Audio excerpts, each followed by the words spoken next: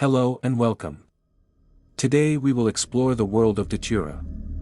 Scientific classification, kingdom, Plantae, clade, Angiosperms, clade, Eudicots, clade, Asterids, order, Solanales, family, Solanaceae, genus, Datura, general description. Datura is a genus of flowering plants that belong to the Solanaceae family, also known as the nightshade family. This genus includes both annual and perennial species that are often known for their toxic properties and distinctive, trumpet-shaped flowers. Datura is sometimes called jimsonweed, devil's trumpet, or moonflower, depending on the species. These plants are commonly found in tropical and subtropical regions but can also be found in temperate climates. Species. There are several species of Datura, with some of the most common being Datura stramonium, common jimsonweed, Datura anoxia, tropical thorn apple, Datura metal, Indian thorn apple, Datura rhytii, sacred Datura or Arizona thorn apple. Each species can vary slightly in appearance, but they generally share similar characteristics, physical characteristics, size and shape. Datura plants can grow from 1 to 6 feet, 30 centimeters to 1.8 meters, tall, depending on the species and growing conditions. Some varieties have a bushy or shrubby appearance. Leaves. The leaves are large, broad, and often have a jagged or irregular shape. They are typically a dark green color and are sometimes sticky to the touch due to the secretion of resin. Flowers. Datura plants are famous for their striking, funnel-shaped flowers that can grow up to 6 inches, 15 centimeters, in length. These flowers are often white or pale purple and have a distinctive, strong scent that is more prominent at night, attracting pollinators such as moths. Fruit. The plant produces spiny, round seed pods that contain many small, flat seeds. These pods are often quite spiny, making them difficult to handle. Roots. Datura plants generally have a strong, fleshy taproot, which helps them survive in dry conditions. Toxicity and chemical composition. One of the most notable characteristics of Datura is its toxicity. All parts of the plant contain toxic compounds known as tropane alkaloids, which include atropine, scopolamine, hyoscyamine. These chemicals have potent effects on the nervous system and are responsible for the plant's psychoactive, hallucinogenic, and poisonous properties. The effects of ingesting Datura can be severe, causing dilated pupils, blurred vision, dry mouth and throat, increased heart rate, tachycardia, hallucinations and delirium, seizures and, in extreme cases, death. Because of its toxicity, Datura has historically been used in some cultures for medicinal, ritualistic, and recreational purposes, but it is considered very dangerous due to its unpredictable effects and narrow margin between a therapeutic and lethal dose. Traditional and medicinal uses. Despite its dangerous nature, various cultures have used Datura for medicinal purposes, though often with caution. Some of its traditional uses include pain relief. Extracts of Datura were historically used to treat pain, particularly in the context of rheumatism or other inflammatory conditions, asthma and respiratory conditions. In some parts of the world, Datura was used as a remedy for respiratory issues like asthma due to its bronchodilatory effects. Spiritual and ritualistic use. Datura has a long history in shamanic and religious practices where it was used to induce visions, altered states of consciousness, and communicate with spirits. Indigenous peoples of North and South America, for example, used it in spiritual rituals. However, because of the unpredictability of its effects, the use of Datura for such purposes is not recommended in modern times, as it can easily lead to poisoning or overdose. Cultivation and habitat. Growing conditions. Datura plants thrive in full sunlight and well-drained soil. They are often found in disturbed soils, such as roadsides, fields, and gardens. Datura can tolerate drought and is well suited for hot, sunny environments. Propagation. Datura is often grown from seeds, which can be started indoors or outdoors, depending on the climate. It prefers warm climates but can be grown as an annual in cooler areas. Care. The plant generally requires little maintenance once established but may benefit from occasional pruning and watering. Since it is quite large and bushy, spacing should be considered when planting in gardens. Ecological impact and invasiveness. Datura can be considered invasive in some areas, particularly in disturbed habitats. Its rapid growth and ability to self-seed mean it can outcompete native vegetation, disrupting local ecosystems. It can also be a danger to livestock, as they may graze on the plant and suffer from its toxic effects. Characteristics of Datura hallucinations: visual hallucinations. These are often the most prominent, with users reporting seeing bizarre or distorted imagery. This can include seeing people or objects that aren't really there, and the hallucinations are typically vivid and disturbing. Auditory hallucinations. Sounds may become exaggerated or people might hear things that aren't present. Delirium. People can lose touch with reality, becoming paranoid, disoriented, or agitated. Time distortion. The sense of time can become distorted, with minutes feeling like hours or vice versa. This trip report a little long, but interesting IMO. I will try and sum it up, but this is my best recollection of the event. Alright, this is my first trip report ever, so I am going to tell you about my weirdest and probably dumbest trip ever. And by dumb I mean I was younger and way stupid, and did this without doing any research into what the fuck Datura even was. Now I am a bit smarter, and will never in hell eat this stuff again. It really is called the devil's weed for a reason. A brief background on myself: I have always been fascinated with nature and natural psychoactives, and at the time of this trip, I was in grade 10, smoked weed every day, often 3 to 4 times a day lol, and was about 5 feet 8 inches, weighing about 120 pounds.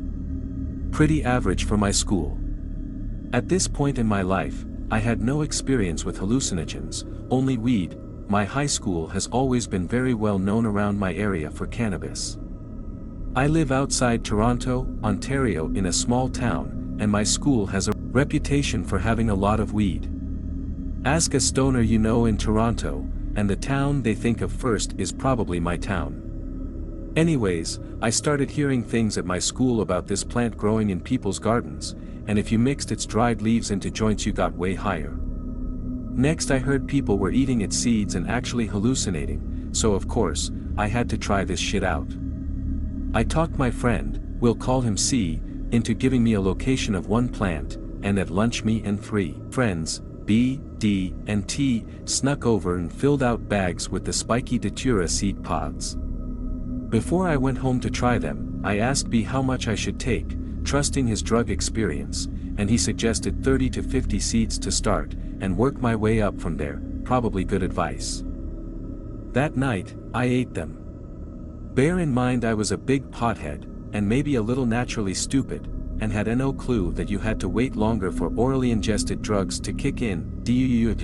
At 10 p.m. I started with 50 seeds, chewed them up good, and swallowed them. Waited 15 minutes, I know, dumb, and figured they weren't working. 10:15 p.m. ate another 50 seeds, chewed, swallowed. 10:45 p.m. Still no effects. I know, I'll eat another 50 seeds. 11 p.m. Alright, now I have 150 seeds in me. 1 hour since I ate the first 50 seeds and still effects yet, so I figure this stuff must be crap. Stupid liars at my school must be just trying to get attention. So I smoke some weed and go to sleep. I figure I wasted my time. Halfway through the night, I wake up and my hand is on my face. For some reason the first thing to come to mind is it is a scorpion. I don't move, I don't want to get stung. Then I swat it off my face and realize it's my hand. This whole thing doesn't even strike me as unusual, and I go back to sleep. 7:30 a.m. Tuesday morning, I wake up for school, but something is definitely not right here. My room is kind of moving in a way it didn't before, and my coordination is wrong. I stumble over to my door and to the laundry room to get dressed, when I think I see my dad standing there watching me. I've never quite got along with really that well, as he does not like my affinity for psychedelics. He just stands there staring, and I ask him what is wrong with you. I'm trying to get dressed here.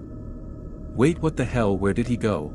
I go downstairs and start eating breakfast, and find out my dad left for work 2 hours earlier. I am confused. Suddenly it dawns on me. Maybe this Datura stuff isn't bullshit after all, I then went to school and really started my nightmarish trip. Maybe it wouldn't be so bad in the right environment, but high school was definitely not the time or place for this particular trip. I talked to my friend C, who decides he should tell me how long it lasts. Yeah dude. This stuff lasts 3 days, at least. WTF man. He tells me to have a good ride, good luck, then leaves for class. Fuck. Now I'm worried, the rest is fragments of memory. But I will share the ones I remember here as I remember them. Day 1, things went reasonably well. Nobody seemed too suspicious, other than Dean. Other friends tell me my pupils are massive. I remember hearing the odd voice in my head, paranoia, crazy shit like that, and wicked bad cottonmouth. Day 1 went relatively well, not too many big hallucinations that I remember, mostly tracer-type things I think. At this point none of my stoner friends, B, D, and T, had eaten any seeds. Things are trippy, but not really in a bad way, and not like any drug I've done since then. Day 2, the shit hits the fan. Constant cottonmouth, voices in my head, objects that shouldn't move sometimes seem to be. But not in a cool way anymore. My girlfriend read up on Datura and was worried about me, and I'm trying hard to maintain during classes, which is getting tough. I never noticed how much my science teacher looks like an orangutan, and I almost laugh in her face. Then I remember talking to my history teacher and my foot melts into the floor for a second. She must have noticed because she asked if I'm feeling okay and looked at my eyes suspiciously. My eyes are like huge black holes at this point. I am constantly thirsty, dizzy, and have a headache. My friends all want to eat some despite my warnings, but who gives a shit right now? I am focused on appearing sober, and doing a shitty job at it. That night I go home and sit on the couch and just stare for a while. Not at the TV, I don't think it even occurred to me. Just into space. I remember feeling like my brain was full of static. Then my mom comes home and asks if I am okay, and for some reason I comment on how foggy it is outside. She tells me there is no fog, it is sunny. I decide, this is a good time to take a walk down to where I work down the street to ask my boss for some time off the next week for a camping trip. Here comes the craziest hallucination I think I have ever had. Since this I have tripped on mushrooms once, MDMA 3 times, mescaline 5, LSA 15 times, and salvia dozens of times, as well as a pretty large bunch of other things I won't get into now. I still think this one was my weirdest hallucinations to date, excluding salvia. Nothing gets weirder than that plant. I was walking down my street.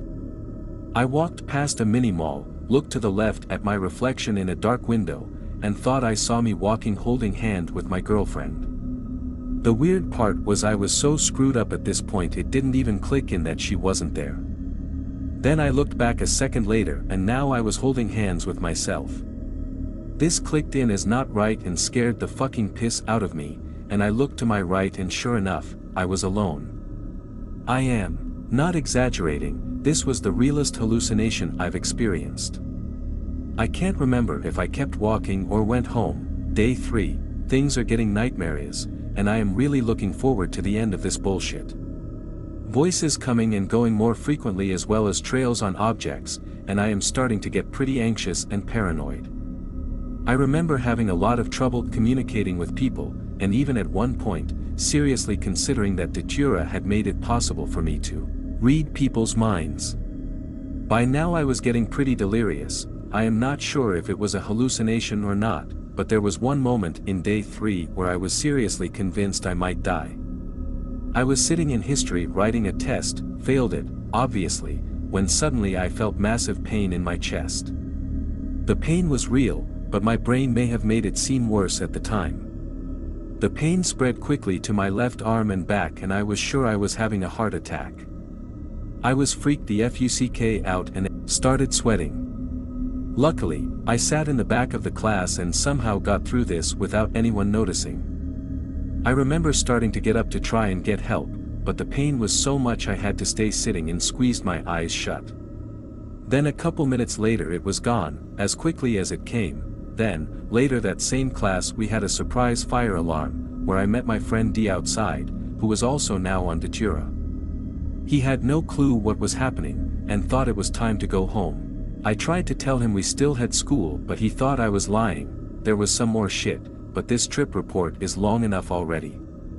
I would not recommend this. It totally sucked for the most part, and put 3 people in my school in emergency in less than a week, one of which was in a coma but recovered. Luckily, I wasn't one of them. Thank you for exploring the world of this crazy deliriant. If you want to hear more Datura stories, I would highly recommend it trip report channels like Vivek and Tales from the Trip.